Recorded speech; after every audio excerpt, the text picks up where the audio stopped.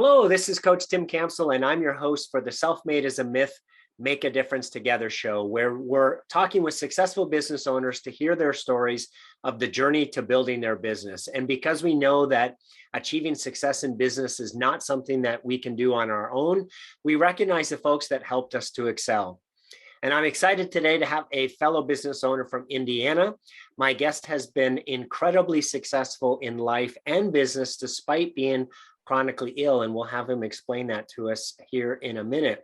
He's an avid reader, consuming 1 to 2 books a week. Wow. And enjoys outdoor activities. And he's most proud of recently winning Franchise of the Year award for cultivating diversity and inclusion in his company. And we will be sure to be asking him about that as well. It's my pleasure to welcome Todd to the show today. Hey, Todd, great to have you on. Thank you, Tim. Great to be here. All right, well, why don't we start with having you introduce yourself and tell us a little bit of your personal story. Where were you born? Where do you live? About your family and some of your hobbies. Well, actually, I'm a transplant to Indiana. I was born in southeastern Wisconsin, outside of a little town called Fort Atkinson, Wisconsin. It's about halfway between Milwaukee and Madison, if you are so inclined to try to find it on the map. When I was first born, my parents actually rented this old kind of rundown farmhouse south of Helensville, Wisconsin for the first 3-4 years of my life. And then we eventually, around age 4, moved to the house that they built on the Lower Hebron Road, about 8 miles east of Fort Atkinson, Wisconsin. So what really happened is I was born into a family of business owners and entrepreneurs. I didn't really realize that that was a situation until later, because it just seemed so natural. Everybody around me was some sort of a business owner, some sort of an entrepreneur. I just assumed that was the way of the world. So you start to grow up and you start to meet people whose parents work in offices and do other things. And then you start to realize, oh, there's a whole different life out there. Right. In my case, my parents owned businesses hauling bulk milk. So I was born both into a trucking business and the milk industry. The part of the milk industry they were in was getting the milk from the farms to the local dairy so it'd be processed and turned into everything you see on the store shelves, ranging from butter to milk to cream to ice cream and so forth and so on. So our conversations around the dinner table were a combination of what the business needed and then joking about recent events. And by the way, how is it going at school? And it was a part of the fabric of life. Right. I never knew that a business day ended at 5 o'clock. It was just something that you took care of throughout the day because there was always something that popped up and something that needed attention. Sure. Yeah. But in my case, as I grew up and I realized I didn't have the stamina, I was always really fatigued. I couldn't keep up with my peers. I could never hit the ball as hard or throw it as far or run as fast as they did. I never knew why for a very, very long time. Looking back, that really was the beginning and early indications of the problems that I live with today. So I gravitated toward the sciences, specifically chemistry and physics. I bumped into 3 other friends in grade school who also were nerdy and liked the sciences. None of us quite fit in with the mainstream crowd, but it did make us the 4 Musketeers, which was pretty cool. And I'm telling you, back in those days, in the late 60s and the 70s, if you went digging around in the books and dusted them off in the back corners of the library, those books told you how to make things like rocket fuel and gunpowder, which was pretty exciting. And we put all of that stuff to the test as young budding scientists. You'll have all the fingers and all the toes. So it was really, when I went into Marquette University, I pursued physics. I had this idea it was a touch it and feel it science. I didn't realize it was pretty much a pure mathematical science, so I never stuck with it. If I had gone into engineering, I probably would have stuck with it. So after trying physics for part of the first freshman year, I became undecided with my major. Then I fell back on Spanish, which I had done throughout my high school years, and then ultimately switched to the business school and finished with a finance degree. And that's what really launched me into what I do today. Wonderful. So, Todd, is there a funny story that your family likes to tell about you that you'd be willing to share with us today? Oh, sure. When we were young, family trips were typically camping trips. Anywhere from 3-4 days to a week. Because one summer, we went up to northern Wisconsin, so in the McClintock County area, to a small campground up there. Piled everything into the back of our 1967 Chevy Impala, hooked up the trailer, filled that up, and off we went. I was somewhere in the 8 to 9-ish area, which would have meant my brother was 5 to 6. We drive the 7 hours from our house up there, get there, and we can't find a campground. Oh. So Dad, being the typical male, says, I know where it is. I can find it. We drive around, come back. We see the same oak tree. He says he's sure he knows where to turn next time. So we do that 3-4 times. And by then the whole family's protesting and just saying, would you stop and ask for directions? We got directions. We found the campground, pull in. So Mom and Dad start unpacking and setting up everything. I go down to the river to take a look at it. My brother comes up behind me, gives me a shove. I'm in the river. I am soaking wet head to toe, shoes and all. We've been there 10 minutes. Already we're changing clothes. Nice. This was a summer that was just unusually cold.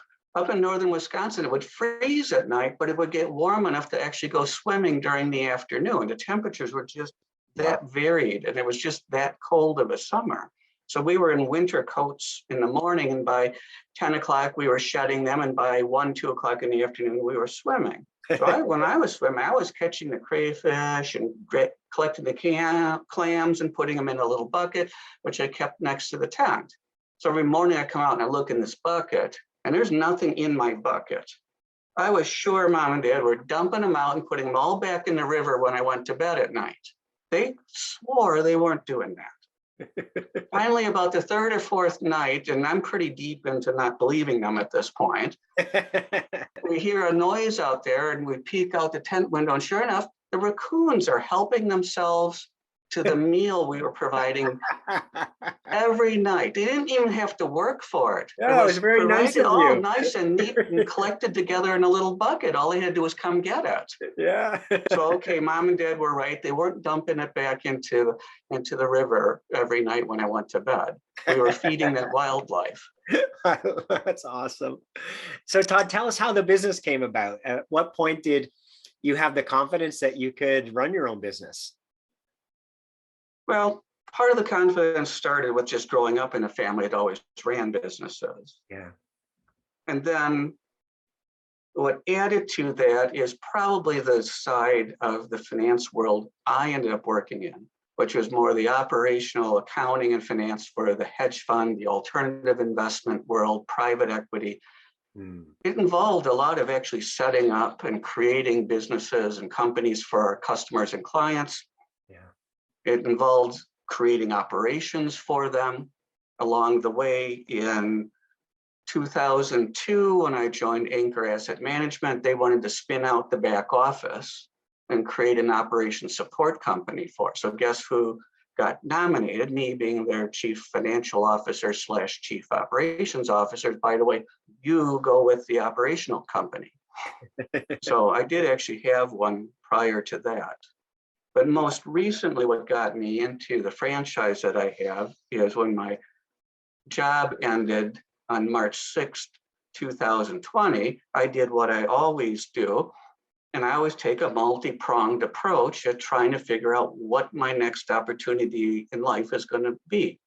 I look in the corporate world for corporate opportunities. I look in the broker world for things that are operating that can be purchased. And then I look and I say, well, okay, what could I maybe start? Hmm. It wasn't long after March 6, 2020 that I actually stumbled across this cleaning authority office in Fishers, Indiana, that was available for sale. So as the country was plunging deep into COVID, I was starting the due diligence process, trying to decide if I wanted to buy this office. We did actually move forward. The numbers, the financials were just incredibly attractive. Who wouldn't want it? But coming out of the finance world, my wife's initial reaction was, a cleaning business? You got to be kidding. Why would you want a cleaning business? But look at this. Why wouldn't you want this? Look at the information and the numbers. Yeah. So we went ahead and we did buy it.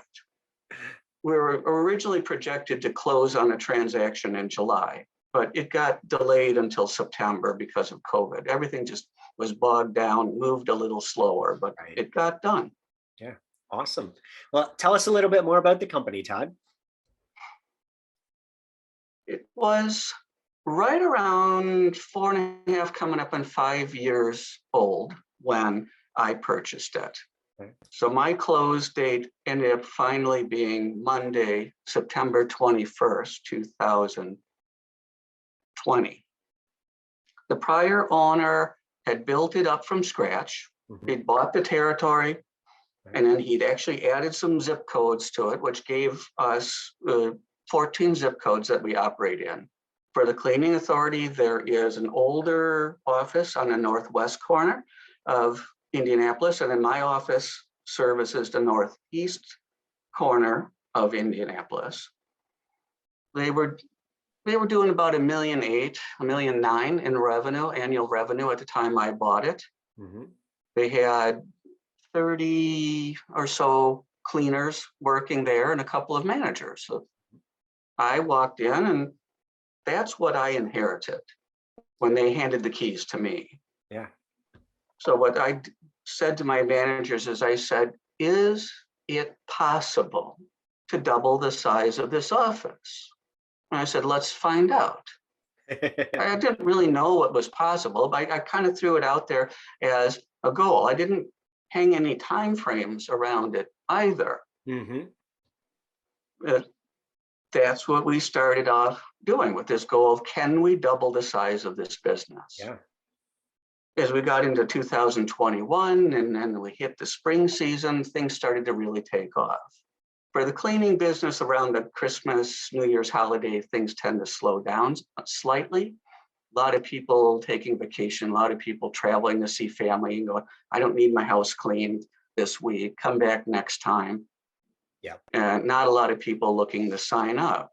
They're thinking holidays. Right. But things really took off. In 2021, we grew 38%. Cumulatively, since I've taken over, we've grown just under 60%. That's awesome. I mean, our top line revenues now have us pegged at somewhere between $2.7 and $3 million annually. Nice. And I've grown the management team from 2 to 5. Nice. So Well, I was going to say, tell us about that award you got.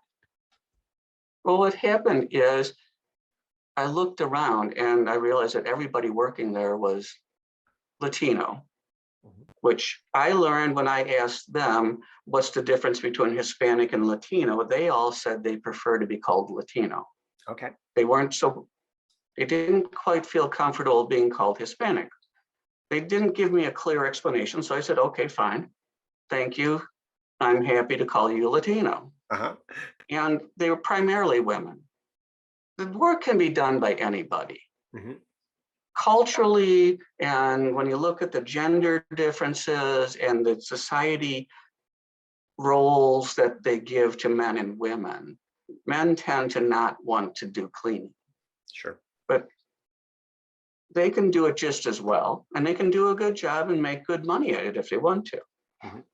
So I looked around and there were 4 flags hanging on the wall in the conference room / break room, and a couple of them happened to be near the sink and the coffee maker and were becoming stained. And I just said, we can't do this. we are disrespecting these people's countries and their cultures.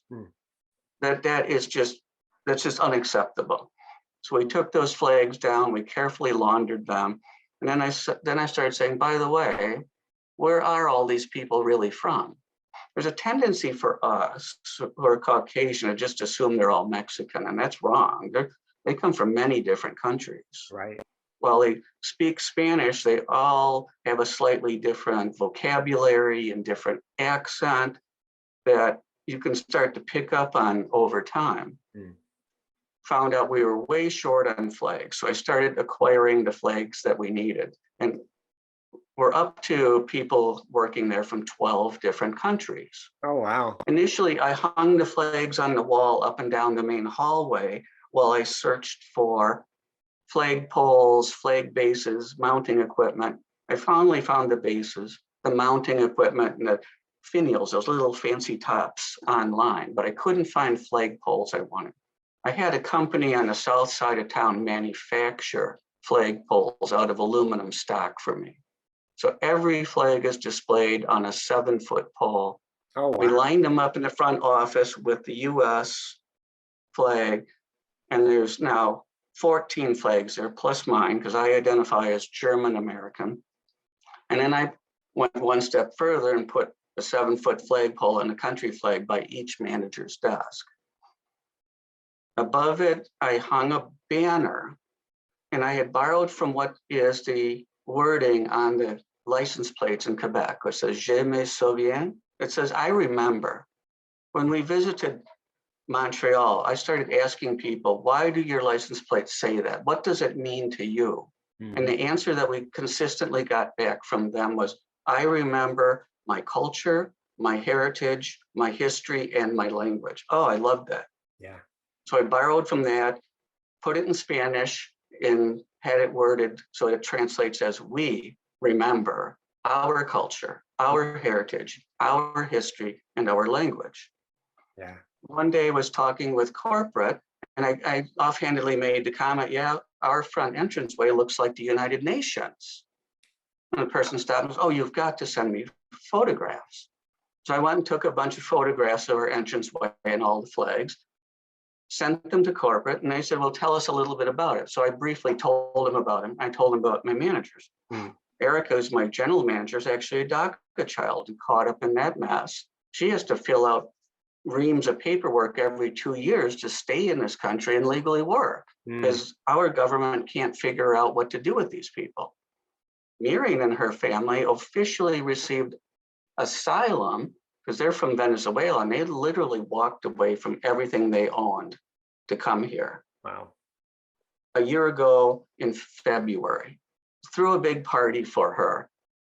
Didn't tell her I was doing it, had a gigantic 8-foot banner printed up with a birthday cake and cake and everything on it, and candles, and congratulations to the family, and bought cakes and just put them in the break room for when everyone came back. So it was, Miriam walks by, the break room has windows, you can see from the hallway, and I had the lights turned off. So she's kind of looking and I'm looking, and then she stops and looks again, and everything's there to congratulate her when the cleaners came back.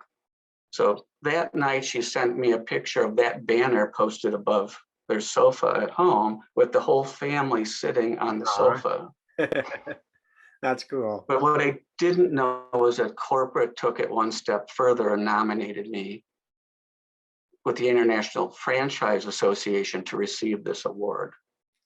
And I have been selected. This is an organization that's global. There are more than 1,400 franchise companies that are members of this. This is huge. Wow. So I get this, I'm reading email a few months back at about 5:30 on a Wednesday night, and Chief Operating Officer from the Authority Brands was asking for a call the next morning at 8:45. Well, when somebody at the top of the organization in our world asks for a call at 8:45 in the morning, it's rarely good news. So at this point, I'm going through this mental checklist and going, oh God, what did we do wrong? What did we screw up? What did we forget to do? I couldn't come up with anything. Yeah. So then my mind switches to the other checklist, like, okay, what happened that we did wrong? What did we break? What did we forget to do that my managers didn't tell me? Right. So I'm going down that checklist. I had nothing. I came up with nothing. Thank God I didn't look at the call invitation and notice that there were actually 4 senior people from corporate on the call, or I would have panicked and hyperventilated all night long. I only looked at it minutes before to figure out what the login information was. So I had about 5 minutes to hyperventilate. We get on the call. They use Microsoft Teams as their software of choice. And I'm going, here it comes, here's the bad news. And they're congratulating me. And it takes my brain a while to just go, what? What? You're congratulating me? I didn't do something wrong? We didn't break something? Right. Wait a minute, back up. Congratulating me for what? And they're like, oh, for diversity and inclusion and stuff like that. I'm going, but I didn't do anything. It made no sense to me. I didn't do anything. Right. In my mind, all I did is what you're supposed to do. Treat your fellow human being with dignity and respect. Yeah. And I'm not even sure in my mind that I did a real good job of that. In my mind, the job was just fair to middling at best. Right. And so I get off the call, and Erica is sitting right next to me because we share the front office, and she runs down the hall to the other manager's office. They're down there cheering. My brain's still trying to process this. I got an award for something. So then all of a sudden they're using this word chingon, and I just stop and go, what does that mean? Well, it turns out if you, in this Latino culture, if you apply that to a man, it's complimentary, kind of in the badass sort of way. But if you apply that to a woman, it's not so complimentary. It means aggressive or assertive and with negative overtones. So you can see, it's interesting the sexual and gender differences that still exist in the Latino world. I wasn't trusting this. I wasn't believing it. So I sent an email and I said the same thing I just said to you, that, well, I didn't do anything. Awards are for people who run into burning buildings to save children. They're for pilots who make sure everyone gets safely off of airplanes that crash in the Potomac River. They're for medics who dodge bullets to pull wounded soldiers off of the front line. It's for the first responders who ran into the Twin Towers as they were collapsing. Those people get awards, not me. Well, I didn't hear back from corporate till the end of the day, but I started checking with people in my life, like my therapist and my personal trainer, whose opinions I respected, and they all said, oh yeah, that's award worthy. And corporate finally responded and said, it is award, believe us, what you do really is special and is award worthy. So instead of having an aha moment, I had more of an uh-oh moment. You know what that means? If just doing what you're supposed to do and treating people with dignity and respect is worth an award, that has to mean that we, as a world, as a society, we don't do enough of that. Right. Yes. Yes. Yes. And it's kind of bittersweet. And I'm happy to be acknowledged, but I'm saddened that we as a society don't do a better job of treating our neighbors well. Well, what I love about that is that you're setting an example for others to follow, and those who are listening to this now have a challenge to step up and do what we just should be doing. So awesome, Todd. Thanks for sharing that. Tell me about so we know that business success doesn't happen in isolation. So tell us about one of the biggest challenges you've had in the last few years as a business owner, and who's somebody that came alongside you to help you through that challenge. I've had help from so many people along the way. Even back when I owned my own administration company from 2002 to 2006. If it wasn't the accountants or the lawyers who were stepping up and helping us, it was other people in the financial world who were helping us. We started that out of nothing, but we really did build an airplane in the air. Because once they spun out the back office, Anchor Asset Management collapsed. Mm. because of they had mostly a foreign investor base, and a foreign investor base got nervous with what was happening in the US and wanted to just take all their money and bring it home. So Anchor collapsed and wasn't there to support us. 2004 was a magical year. 2005 was difficult. The storm clouds were forming on the horizon. But in the meantime, I'd engaged a Roberta Schwartz, and she had a communications business and kind of a consulting practice. So she was helping advise me. And she had actually suggested a guy named Robert, who I hired to help stabilize operations. But it didn't work that way. We were being marginalized. At the time, we didn't have the technology we needed. And in those days, technology was just hugely, hugely expensive. Right. Everybody wanted online web delivery, statements, portals. Today, that stuff is relatively cheap, but back then it wasn't. Yeah.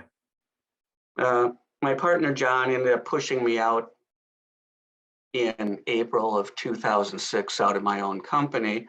But when I sat down and calmed down and calmer head prevailed, I said, the handwriting's already on the wall. The company's already failing because we can't keep up with what the competition can deliver. Mm. It has nothing to do with the quality of our work or our delivery or anything. It's just we couldn't run fast enough to keep up with the competition. Right. And then Roberta really did help me pick up the pieces in my life and move forward. Then most recently, again, when I was between opportunities, I encountered other business coaches. I encountered just people who are willing to share their time and talk with me daily, kind of guide me as I got into and finally decided to purchase the Cleaning Authority office. Yeah. From about March through third week of September, I really was lost. I didn't really know what life looked like or where it was going. Mm. And I was not accustomed to sitting on my hands. Yeah. Especially being locked down, COVID, you can't go anywhere, can't talk to anybody. If you do, it's just for the barest of essentials. Put the mask on, run in, buy what you need, run out, go home. Yeah. Because everybody was afraid of COVID and the government was making us sit home. Yeah. So that was just such a difficult time. But if it weren't for a few of the local business consultants who are willing to literally donate their time.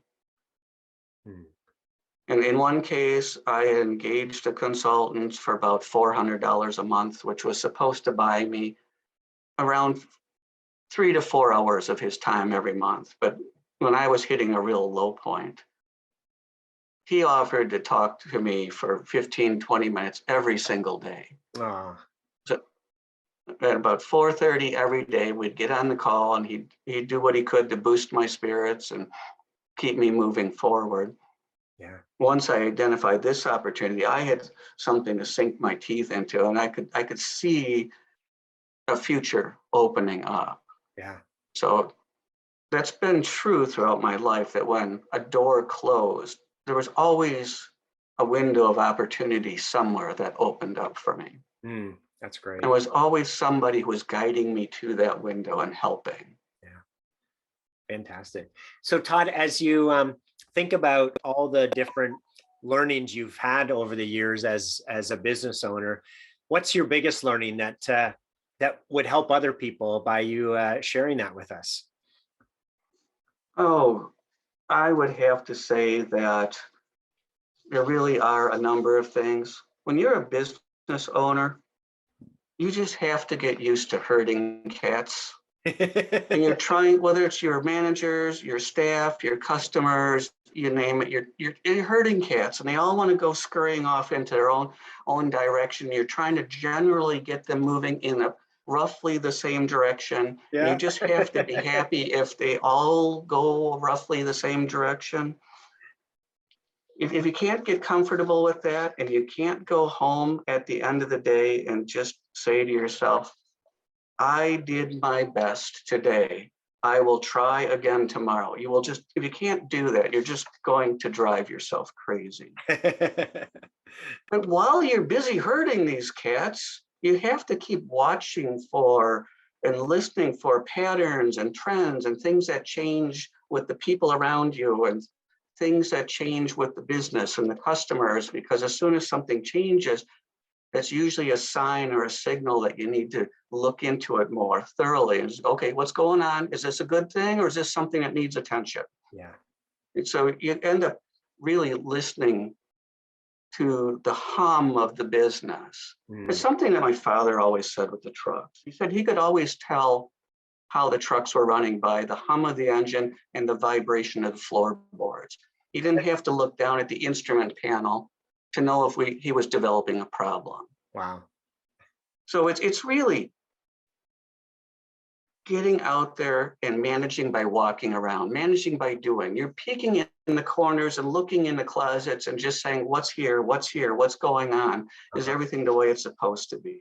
Yeah. And it's not, you never order anybody around. Yeah. That's what people don't get about management. You're not ordering anybody around.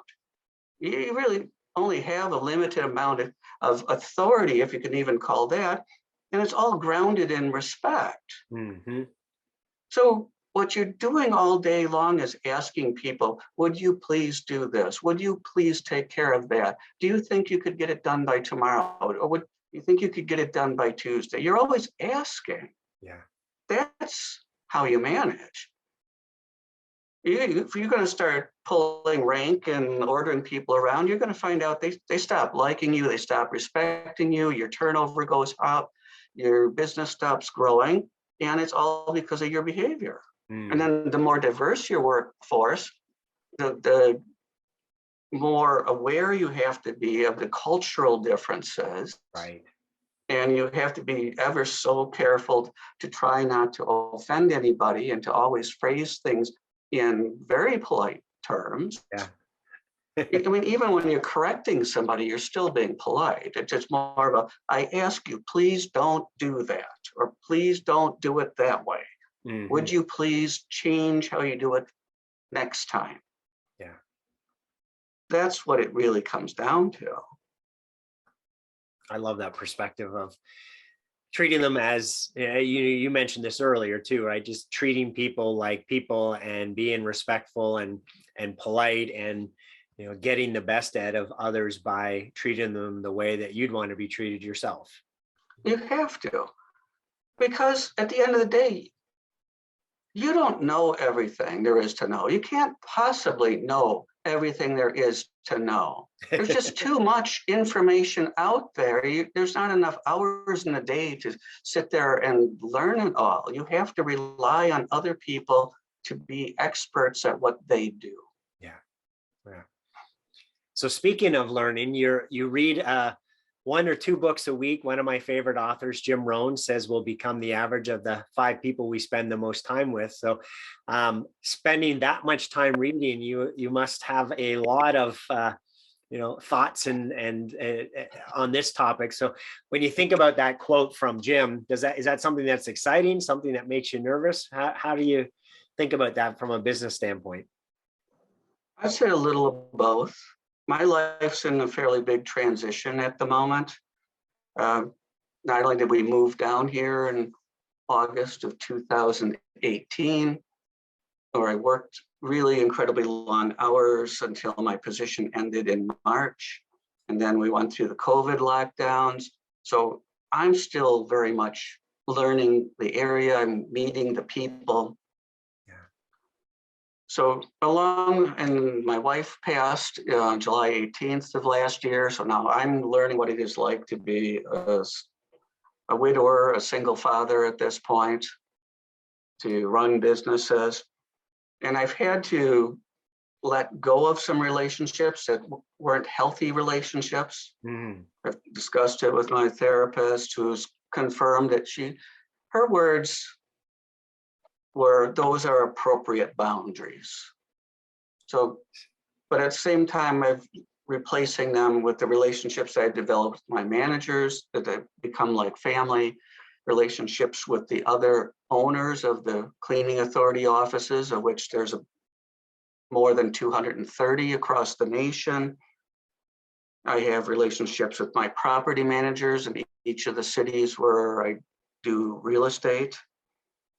I've been developing relationships in my new church and working to find people in new social groups, trying to build an array so that it's a well-rounded collection of people in my life. And it's not just lopsided with business and then I don't know anybody socially, or it's all friends, but I don't know anybody at work. Yeah, I love that. That's a great perspective, great approach.